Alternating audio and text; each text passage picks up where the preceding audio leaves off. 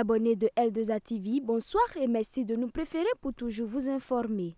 Cette semaine, nous démarrons par cette nouvelle. Ce vendredi, un haut responsable chinois a précisé dans son discours de présentation de l'agenda politique au Congrès national du peuple que la Chine adoptera en 2024 de nouvelles lois relatives à la sécurité afin de sauvegarder sa souveraineté en ligne avec la volonté du président chinois d'aller contre toute menace à son pouvoir.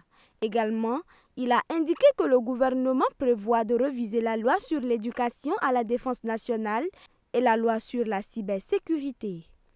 Après des semaines de crise au Sénégal, le président Macky Sall a fixé la tenue de l'élection présidentielle au 24 mars 2024, a déclaré mercredi le gouvernement dans un communiqué. L'annonce de cette date a été effectuée dans la foulée de la dissolution du gouvernement par le chef d'État.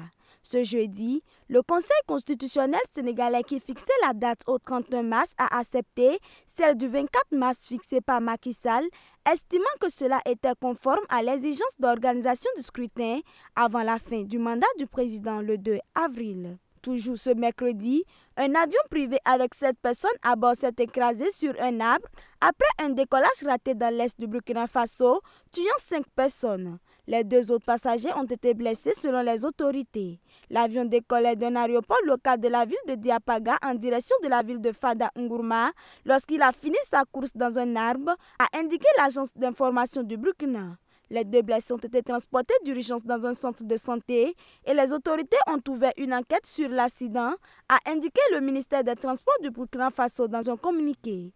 Autre information, des hommes armés ont attaqué une école dans le nord-ouest du Nigeria ce jeudi matin et ont enlevé au moins 287 élèves, alors que dans le nord-est du Nigeria, 50 personnes, principalement des femmes, avaient été enlevées par des insurgés islamiques présumés, selon une déclaration faite ce mercredi par des responsables locaux et un résident. Les combattants de Boko Haram et de l'État islamique en Afrique de l'Ouest ont principalement opéré dans l'État de Borno au nord-est, ciblant les forces de sécurité et les civils. Merci de nous avoir suivis. Excellent week-end à tous.